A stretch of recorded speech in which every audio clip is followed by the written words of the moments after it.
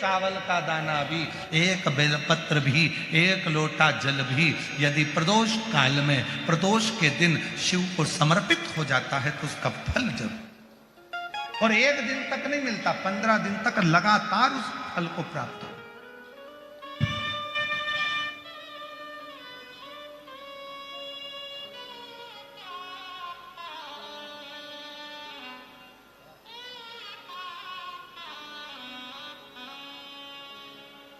फिर पुनः प्राप्त हो जाता।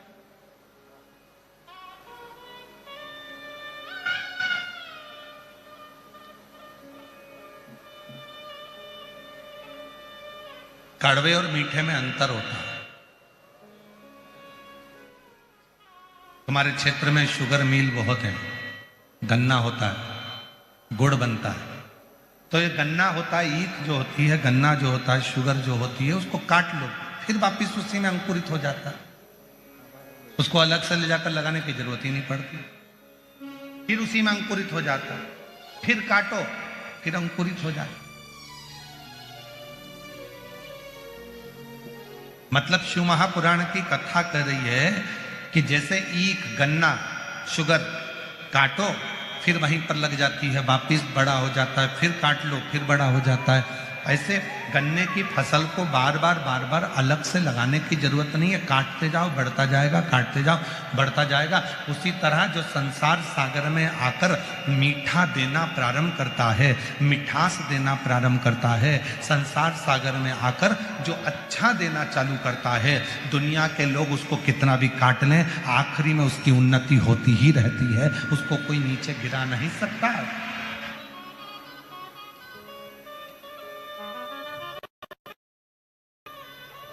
मिठास परोसने वाला, अच्छा देने वाला, अच्छा बोलने वाला, अच्छा करने वाला, चाहे दुनिया के लोग उसको कितना भी नीचा कर दें, परंतु वो उन्नति की ओर बढ़ता ही चलेगा।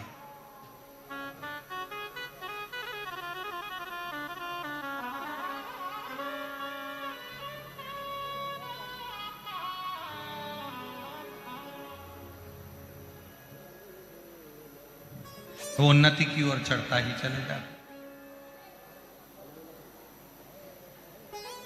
एक जगह पर कोई कह रहा था, गुरुजी हमने किसी ट्रक पे पढ़ा था, नेकी कर और जूता खा। हमने किसी ट्रक पे पढ़ा था, कोई बोल रहा था कि हमने ट्रक पे पढ़ा था, कहीं लिखा था कि आज के जमाने में नेकी करो और जूता खाओ, अच्छा करो और ऊपर से अपने कोई अपशब्द लोग कहते।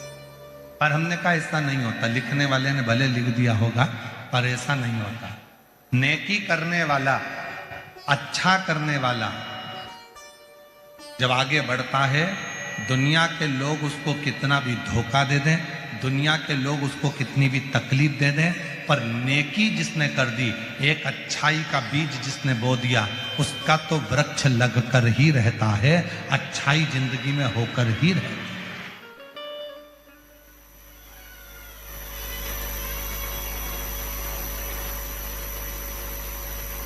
अच्छा होकर रहेगा। अब दुनिया की दृष्टि में भले हो सकता है कि किसी ट्रक पर हमने देखा था, कहीं लिखा हुआ हमने देखा था, कहीं पर हमने ऐसा देखा, नहीं नहीं, शिव महापुराण की कथा कहती है मन को, शिव महापुराण की कथा कहती है अपने हृदय को, अपने दिल को बहुत बढ़ाना।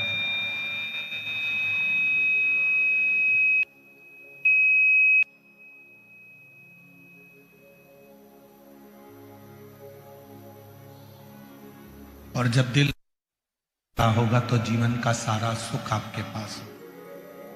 3 चीजें हैं इस कलिकाल में। एक तो कलिकाल में मन बड़ा चंचल होता है, लगता ही नहीं है, और खास तौर से तो भगवान की भक्ति में थोड़े दिन लग जाएगा, 2-4-8 दिन तक लग जाएगा, 15 दिन तक लग जाएगा, 20 दिन लग जाएगा, उसके बाद लगेगा ही नहीं। कलिकाल में 3 चीजें हैं। एक मन चंचल है, दूसरा हर व्यक्ति के पास समय कम है, और तीसरा हर व्यक्ति की जिंदगी में तनाव बहुत ज्यादा। बहुत तनाव की जिंदगी जी।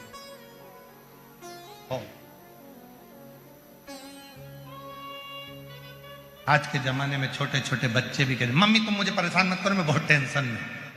अभी तो पैदा ही हुआ है, जरा सा है, और माँ से कह रहा है कि मुझे टेंशन बहुत है।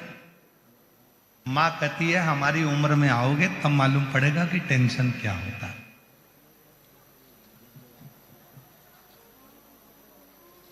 बच्चे को क्या टेंशन है? मेरे दोस्त ने मोबाइल से ब्लॉक कर दिया। बच्चे को क्या टेंशन है? वो मुझसे बात नहीं कर रहा। बच्चे को क्या टेंशन है? उसके ग्रुप में मुझे नहीं जोड़ा। बच्चे को क्या टेंशन है? उसने अपना एक ग्रुप अलग बना लिया, उसी का टेंशन।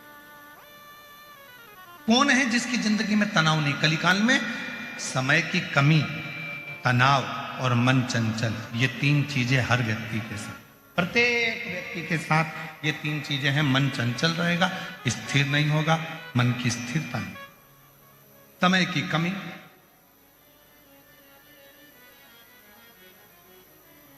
और तीसरे नंबर पर है तनाव।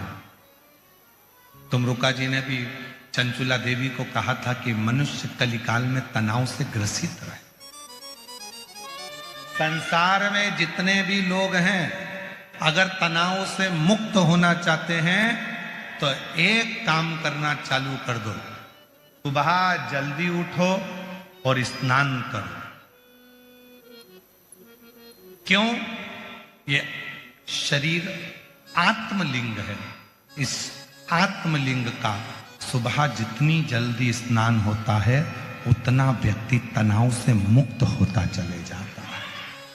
तनाव से जितना लेट नहाओगे, मतलब जितना लेट इस आत्मलिंग का तुम स्नान करोगे, ये शरीर का जितना लेट तुम स्नान करोगे, तुम देखना जो व्यक्ति जल्दी नहाता है उस तनाव से मुक्त होता है, सब काम कर लेता है, बड़ा एंजॉयफुल रहता है, खुश रहता है, आनंद मिलता है। और जो व्यक्ति उठ जा और एकदम अचानक ऑफिस जाने का टाइम, कहीं जाने का टाइम, और एकदम उठेगा तो जल्दी जल्दी में नहाएगा, जल्दी जल्दी में नहाएगा तो जल्दी जल्दी में सब काम करेगा, जल्दी जल्दी में सब काम करेगा तो तनाव से ग्रसित हो जाएगा। हे भगवान, क्या होगा? तनाव बढ़ गया, चिड़चिड़ा हो गया, क्रोध आ गया, अपशब्द आ गए मुख पे, दिन भर चिड़चिड़ करेगा। क्यों? क्योंकि उसकी सुबह जो मॉर्निंग थी उसकी गुड मॉर्निंग की जगह बैड मॉर्निंग हो गई,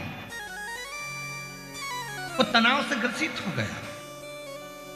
जितनी जल्दी उठोगे उतने तनाव से मुक्त रहोगे। तुम्हारे चेहरे पर गुस्सा नहीं आएगा, चिड़चिड़पन नहीं आएगा, अपशब्द नहीं आएंगे। और जितना लेट उठोगे, एकदम मोबाइल पास में है, नींद आ रही थी, एकदम आंख खोल कर देखो, अरे राम इतनी बज गई, उठा, जल्दी जल्दी उठकर जल्दी कुल्ला करा, मंजन करा, नहाया, कल तुरती और अंदर से चिड़चिड़, हर चीज में जल्दी जल्दी हो रही थी तो अंदर क्रोध भराता गया। ये आत्मलिंग, ये शरीर है। शिव महापुराण की कथा में तुमरुका जी कर रहे हैं, वेद व्यास जी वर्णन कर रहे हैं कि अगर संसार के लोगों को तनाव से मुक्त होना है तो सुबह जल्दी उठकर स्नान करना प्रारंभ कर लो। तुम्हारा काम और तुम्हारा आनंद तुम्हारी जिंदगी में तुम्हारे सामने प्रकट होने लगेगा, तुम तनाव से मुक्त हो जाओ। इस आत्मलिंग का स्नान करें।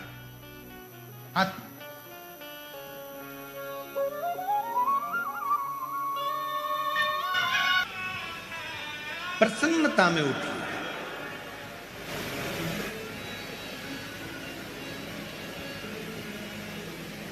हर एक व्यक्ति डिप्रेशन में दिख रहा है, हर व्यक्ति चिंता में दिख रहा है, प्रसन्नता खत्म हो गई उसकी। सेठ कहता है मैं चिंता में हूं, मुझे टेंशन है। नौकर कहता है मुझे टेंशन है। पत्नी कहती है मेरे से फालतू बात मत करो, मैं दिन भर टेंशन में रहती हूं। बेटा कहता है पापा मेरे से फालतू बात मत करो, मुझे बहुत टेंशन रहता है। बेटी कहती मम्मा तुम्हारा अपना पास रखो, मुझे बहुत टेंशन। बहन कहती है भैया तू चुप रहे, मैं बहुत चिंता में, मेरे घर की टेंशन खत्म नहीं हो रहा।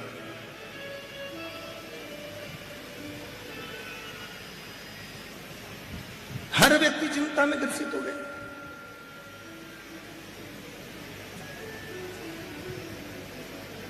और चाहते क्या? अपनी चिंता हम दूसरे को दे। ना ना ना ना, आग लगे बस्ती में जम के बोलो जरा, जम के। आग लगे बस्ती में अपन रहो मस्त। क्या किसको रोइए। साधारण परिवार में जन्म हुआ था। शिव की परम उपासक थी।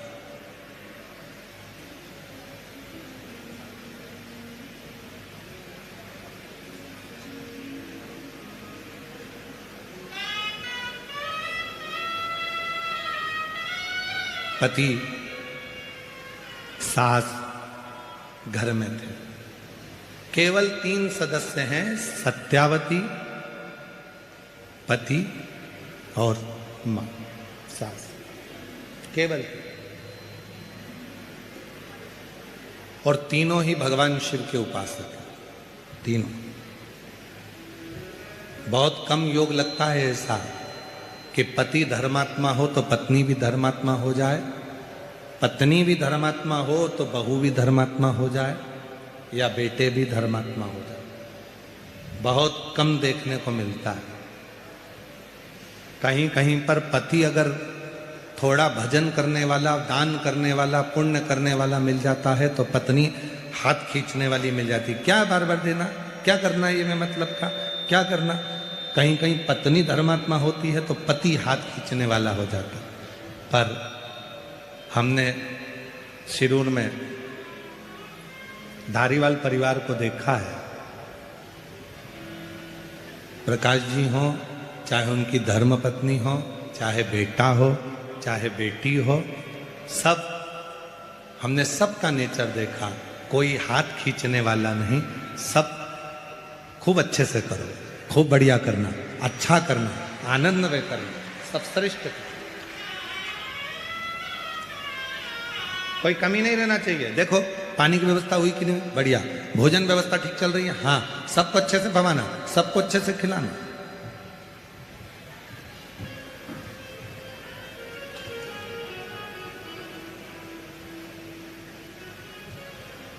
शायद आप लोग कथा कराते तो आपके मेहमानों के साथ आप भोजन करते, पर श्री प्रकाश जी धारीवाल जी और उनकी धर्मपत्नी श्रीमती दीना जी धारीवाल जी रोज प्रतिदिन जहां भंडारा चलता है, उस भंडारे में जिस प्लेट में आप भोजन करते हो उसी प्लेट में वो भी भोजन करते हैं साथ में बैठ।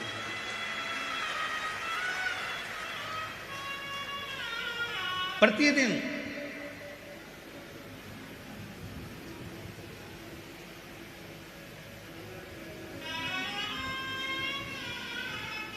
और पूछते हैं, देखो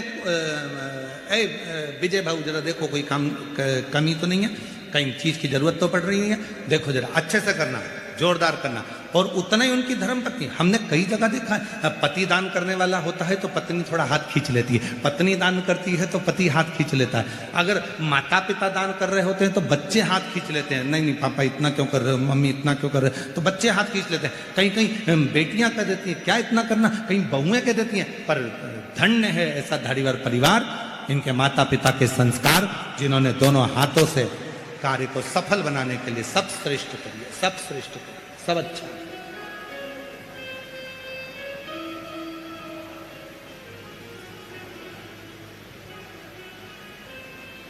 और परसों की चर्चा की एक बात और हम कहना भूल गए।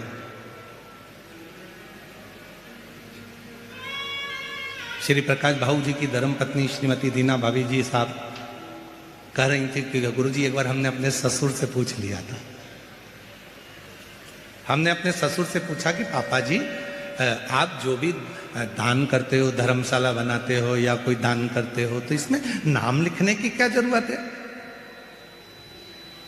इसमें नाम क्यों लिखना। तो श्रीमती दीना भाभी साहब कह रही थी कि गुरुजी हमारे ससुर का शब्द था कि जब नाम लिखना इसलिए जरूरी है कि हम अगर चले भी जाएंगे और हमारे पोते पोतियां, हमारे बेटे जब इस गांव में जाएंगे और उस धर्मशाला या उस जगह को देखेंगे जिस पे नाम लिखा होगा, तो उनको ये आएगा कि हमारे दादा इतना दान करते थे तो हमको भी दान करना चाहिए। हमारे पिता इतना दान करते थे तो हमको भी करना चाहिए, हमारे बुजुर्ग इतना दान करते थे तो हमको भी करना चाहिए। इसलिए नाम लिखवाना जरूरी है कि कम से कम लोगों को प्रेरणा तो मिले कि दान करो, धर्म करो, पुण्य करो, सत्कर्म करो। ये मानव का जीवन फिर नहीं मिलने वाला। भजन करो, कीर्तन करो, भूखे को भोजन, प्यासे को पानी, और जय बाबा बर्फा।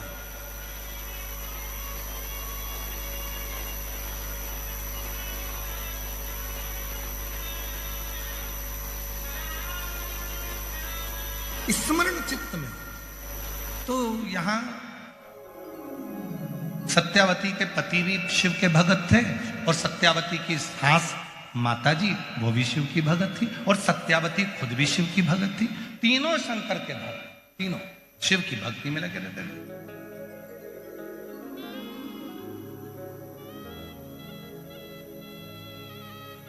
बहुत कम परिवार होते हैं जिसमें भगवान की विरल भक्ति का भाव बहुत।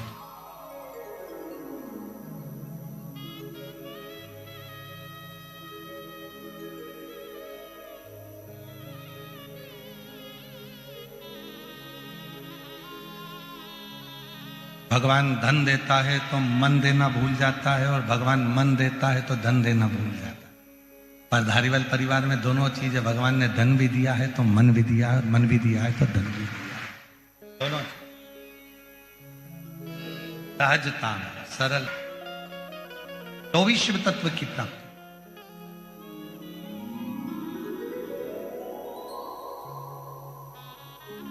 महाराज सारी दुनिया सिफारिश से चलती है।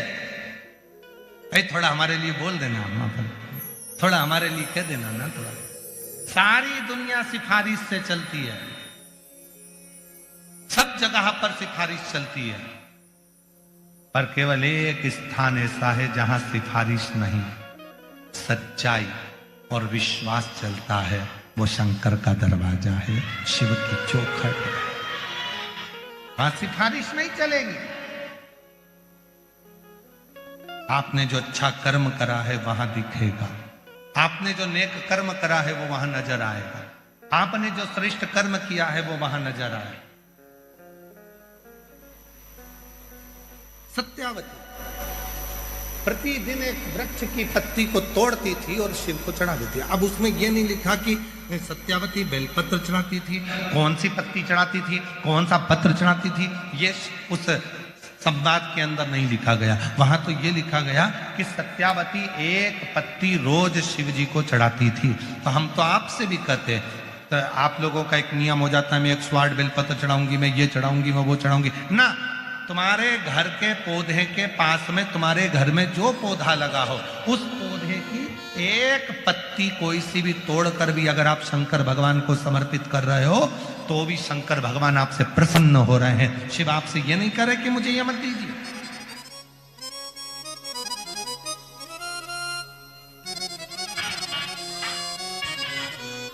भगवान शिव ये नहीं देख रहे कि